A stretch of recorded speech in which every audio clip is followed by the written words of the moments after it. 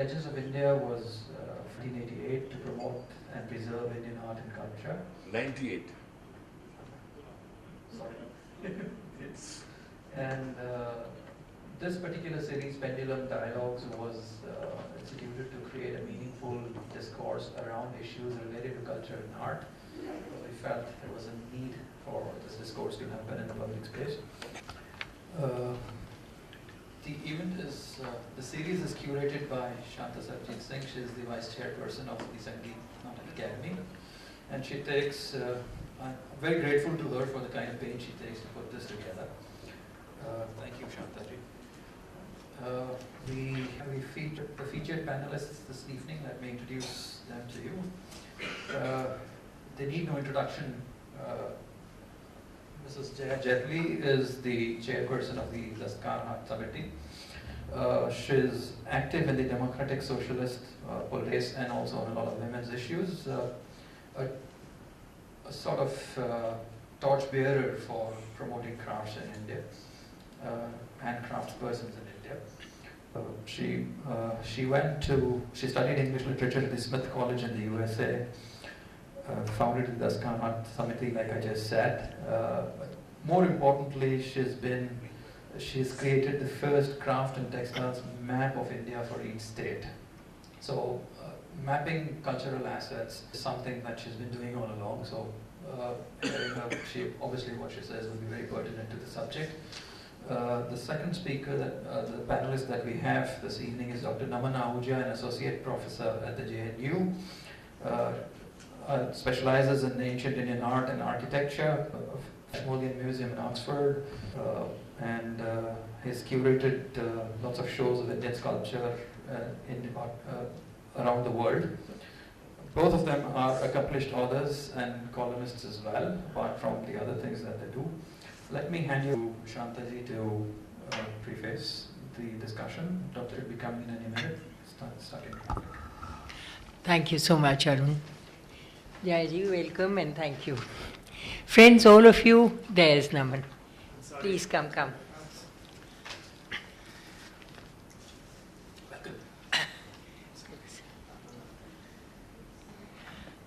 We've just introduced Naman to you, and he's again, formally into art and architecture and sculpture and these areas but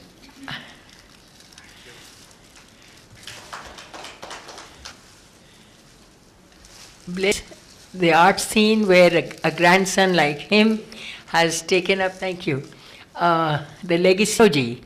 He's her grandson and learnt and accompanied her in her musical journey for all his growing years, and I think made himself very rich with that exposure.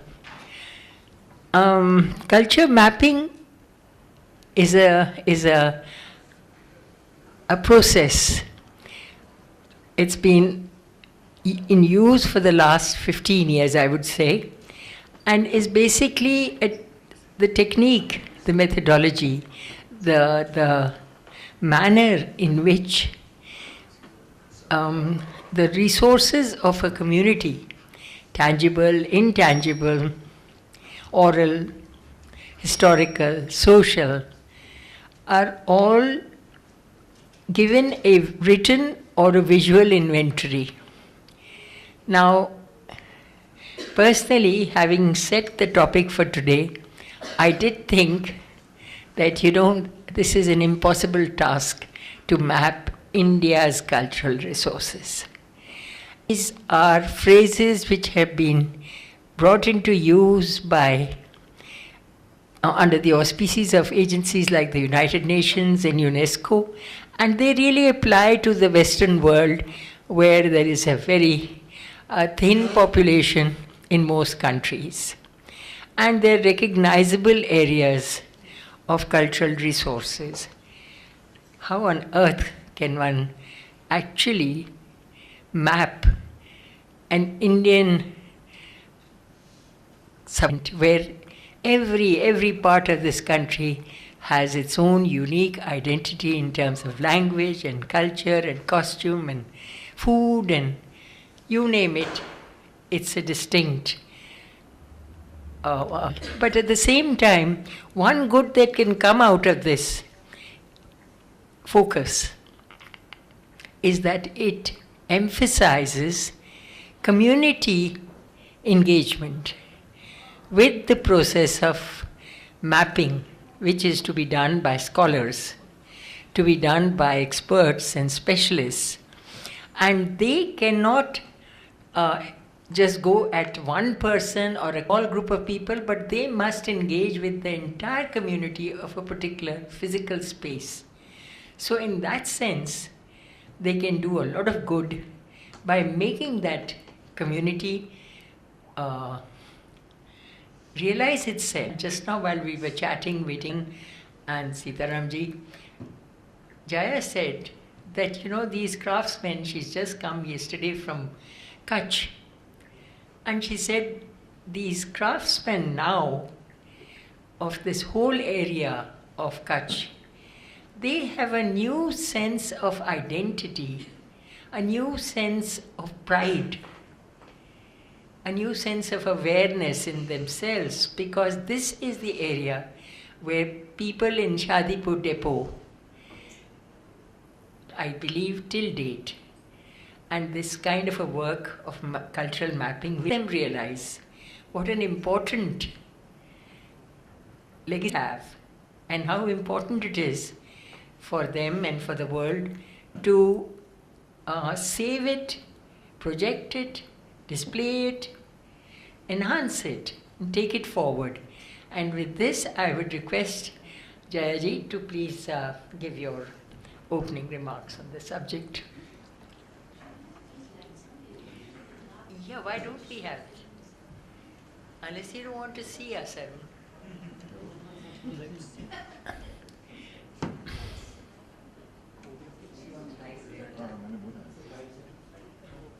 They were on earlier and they have been switched off.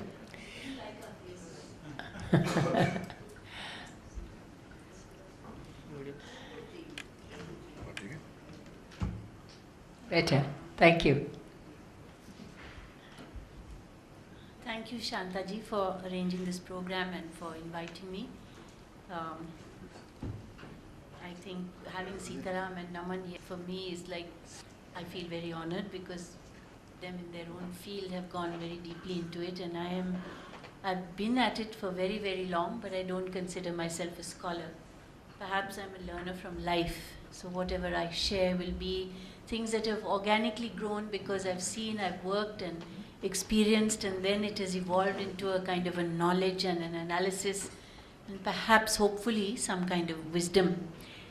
Talking about culture and mapping in India, it's everything in India in a sense is intangible because it's an ever-living India and it's an ever-changing India. So if you try to map something just gone tomorrow and something new, equally nice and valid has come in its place. And once when Mr. Arjun Singh was HRD minister and he had a big meeting of all the fat cats in the cultural world, and he said the whole discussion was about should we have a cultural policy at all. And at the end of it, I think the house was pretty divided, but the nays had the day. They all said culture is not something you can mediate and create and protect and preserve through. It has to be people living their lives as they want, which gives them joy and makes them creative. So if we kill the spirit by killing the world that they know, they are not going to be happy and creative, and you'll have your songs will go and your artistry will go and your creativity and craft will go.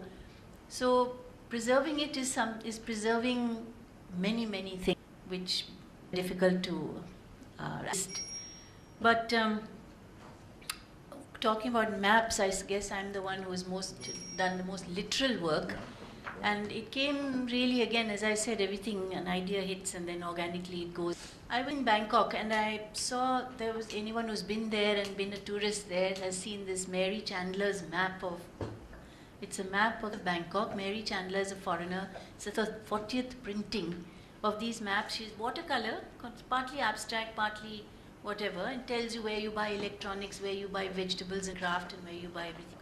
And it's an attractive map and very popular. And I said, gosh, if Bangkok can produce something with this kind of an art by a foreign lady living there, how much art and how much we have just of craft, never mind electronics.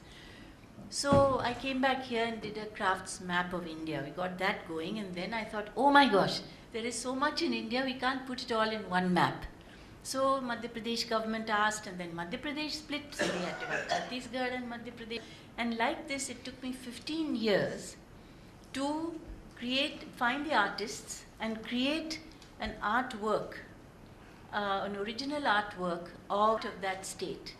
But not something very standardized. For instance, the Kalamkari art, gods and goddesses, I said, do it in the same style, but do craftspeople instead. So everyone started, in a better way of using the word secularizing, by making it a world of craftspeople. And we discovered through that every state had not only its own art form, but so many art forms, each of them. Folk art. I didn't use any classical art. And so, thinking when people say Indian art, what is Indian art? There is no such thing as Indian food or Indian art. Everything is a reflection of that art. So we got with all the states that we did, and as I said, Chhattisgarh, Jharkhand, Uttarakhand got created during that time, so we had to do these maps, and now we have to do Telangana probably. We created these maps with the art forms, and in the meantime we got people to get first-hand, secondary and book information and everything about where some craft was being carried out. The actual activity. It wasn't the person, but hopefully maybe the district, and it would little bit tell you as a traveler how you get there. And when we did that, the kind of cultural knowledge that came out was absolutely amazing. In Odisha, there is an area where they do woven saris, and they have a ceremony in which everybody that day will wear a yellow sari, and the priestess will wear. Now what a wonderful thing. Like this, we found so much information from all over the country that just sprung up because we went to ask. Nobody's documented, nobody anything. Then in Chhattisgarh, these relief paintings that they do, one of them had a Krishna wearing a wristwatch. Now, it was such a lovely thing. It's not old culture, but she just decided now it's the world of where we all wear wristwatches. Why should Lord Krishna not play his flute with a wristwatch showing? So this is what I mean about evolve. So we got, at the end of it, 15 years it took to complete the maps of all of India. And now, of course, it's a book called The Craft Atlas of India, and I'm really happy to say that some review, a big fat organization which publishes something in the US, which reviews books. They review about 25,000 books a year, out of which they select 600 to recommend to school and college to buy, and this book is one of them. So, I mean, how we have been able to fish out and bring culture which otherwise just never gets recorded. And if you create a policy to do it, how does it come through? I don't know. So that's our map story.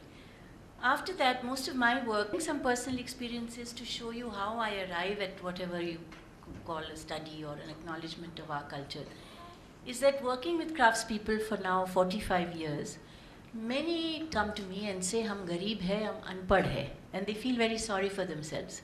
And I would always say, why? But because we don't speak English and because we don't know the computer.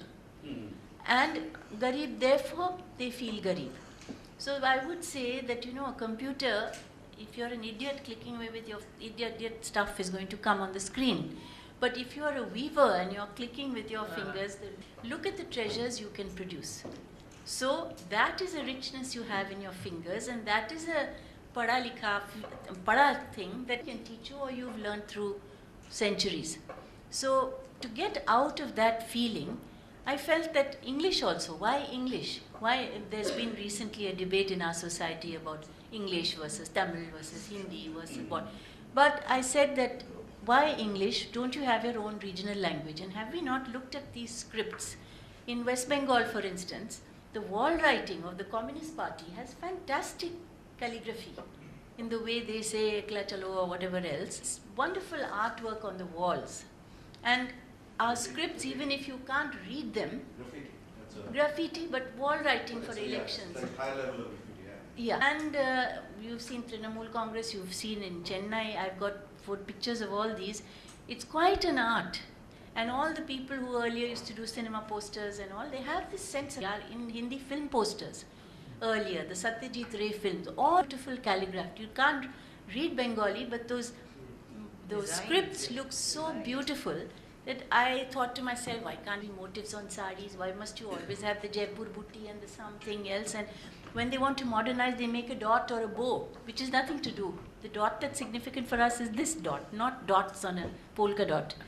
So we got them to and finally put together a project called Acting Indian Scripts, in which I got 70 karigars, men and women, groups and otherwise, to work with 14 languages of India, 14 official languages, using 21 different craft skills, embroidery, weaving, cutting, and to create either the alphabet or a phrase or a sentence or a song from their culture and put it onto a crafted object. And we got 150 craft exhibit objects out of this.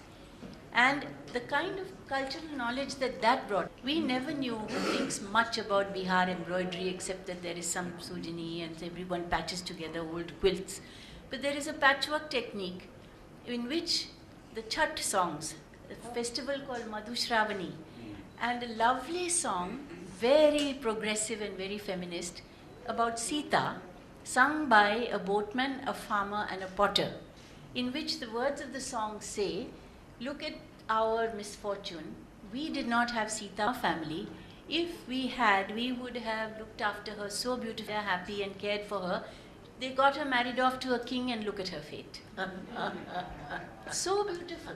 And here was something which was talking about caste, talking about class, talking about gender, and by women who don't know how to sign their name. They just embroider it and sing it. And this kind of thing came up beautifully. We tried to do calligraphy with Gujarati, and I said, think of some song. They all sang this lovely song, which we've embroidered it. Everyone in Gujarat says, oh, we sing this all the time, but nobody otherwise thinks about it. It's a song, Varsha Avyo, the rain has come and time to drink, and it's time to have Karela no shak, because if you have bitter Karela, the blood gets bitter and the mosquitoes won't bite you. Yeah. So look, it's a little story, a health song, and this is part of our culture. Why do we eat Karela at a season, and here's the reason. So these are lovely come out, just as I say, organically grew from my anger that the craftspeople felt so small and that they should not. So I'm so proud of this, that now calligraphy, they keep trying to do new things and showing me that. Now, as Shanta told you, I went to, and the lovely feeling I came back with, that Kutch is one place where they want to keep their village. There is no moving to the town and city. Luckily now there's Bijli Pani, and all of them, 24 hours. All of them have got collections with the weavers' old camel hair blankets. They have developed it to a point that they're making very fine organic cotton, natural dyed saris. They've worked themselves into that position. Old blankets, how they wear travels. Various communities have their own embroidery styles, which has done wonderful embroidery work in Kutch for many years, is making the most fabulous museum in a teeny village on the roadside, which is being designed by people who have gone to UCLA and various places to study how to do museum architecture. Every village, now my two embroidery weaving phoned me and said, Jaya Ben, you're coming, you must stay at our resort. They built their little round homes, bungas, because after the earthquake we realized the bungas were mud and thatch with one single pole in the middle. They didn't fall and nobody died. It was all those dirty cement box houses that everyone got killed in. So after all encouraged to make bungas, they paint on them now and they made a resort. And where there was, again, I used to get 1 lota of water to have a bath behind a bush years ago. Now there's a shower and there's a shower curtain, and you know, but the combination of modern development and appreciation of their own culture. They had desert, it's a semi-desert area, Bani. They had beautiful Kabir bhajans being sung in their own, with their own traditional village musical instruments. They had their own food, and they have come to see that people do appreciate their culture. And they charge something like 3,000 rupees a night for a stay, where you get this whole package deal. So how do we create a situation around where they have all the modern facilities, but that does not mean they start having synthetics and, Bollywood. So that is the way that we have to create our development work, social attitudes, so that they choose to do it this way. And as I said, they want to get their own family possessions and put that in a museum, so that they say that hamare. And the best part was that they said that our youth want to carry on with this work. And one young boy who was 28 years old, he had a son on his lap, he said, this child will also carry on my work. And most other places they say, hamare saath khatam ho jayega. So how to make it living while still modernizing is a very important part of, when we say mapping, it doesn't pin anyone down like pinning a butterfly down as a kind of specimen. You have to let it fly and let it flourish, but don't kill it, called development. And the last little thing I'll just share with you, which is a big, a source of satisfaction, but it's just the beginning of it, is a proposal which I'd given government 2 years ago and kind of crept through the files and finally got announced in this budget, which was the announcement of setting up an academy like Sangeet Natak Lalit Kala. Because I said that Lalit Kala promotes fine arts, Sangeet Natak, all the musicians, their work is recognized. But in the craft sector, a karigar can go and pinch a beautiful piece of work from another unknowing karigar, bring it here, pay a bribe to somebody's PS and get a national award. And the national award is for an object, not the person's lifetime achievement. So this was all sickening. Plus, our whole globalization, market-driven economy meant either you force a karigar, export, and everything will be judged by your export, or you subsidize welfare and you just give them so much money that they won't step out of their house and do a thing unless they've got money from government to do it. So the idea was, why have we now made everything so much market when the craft, the beauty, the story, the value of the craft is study its culture? Why are certain colors used? Why is the eye pissed?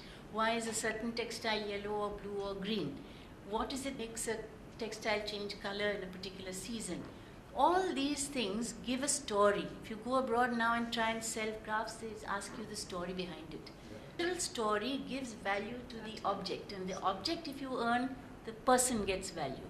So my purpose was in the Hastakala Academy to make it a kind of mothership that will nourish the study, the research, the documentation of all the cultures that surround every kind of craft making or production.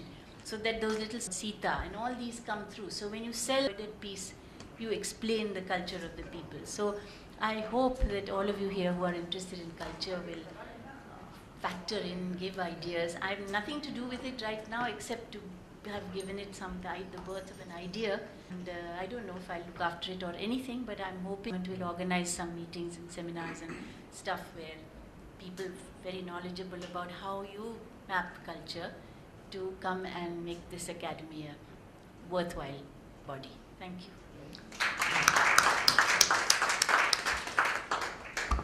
Thank you. What a wonderful and flowing, exposition, which is as organic as your approach.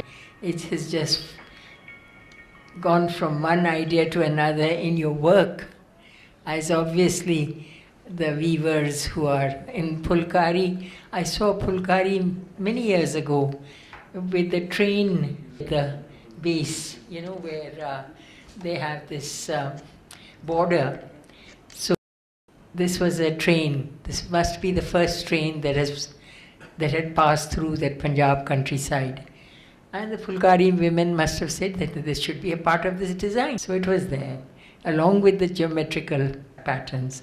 But what the Jaya has given, those are the key cultural mapping, making the community understand and become aware of their own legacy.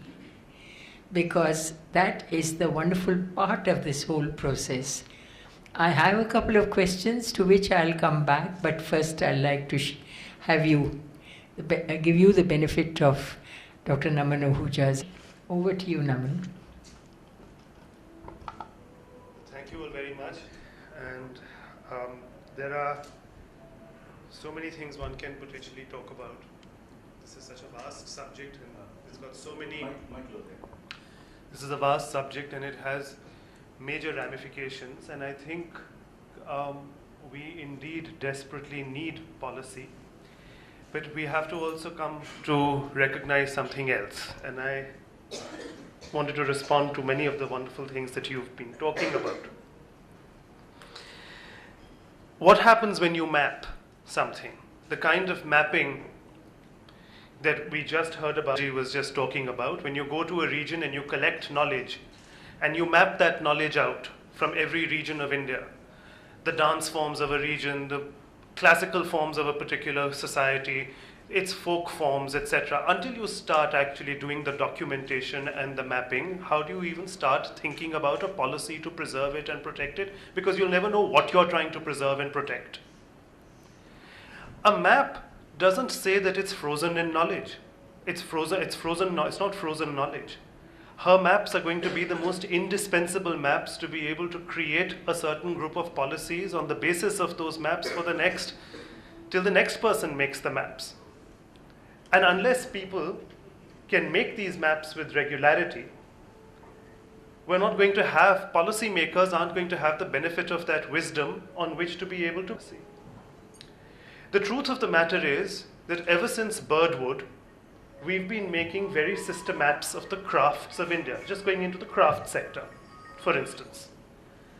When William Crook collects the folklore, when sociologists began to map the various dance forms of India, we began on the basis of that to be able to create a culture policy. ICCR is born, and a set of cultural policies are made as to what the Indian state will promote in terms of which forms are acceptable, which will not be acceptable on certain stages.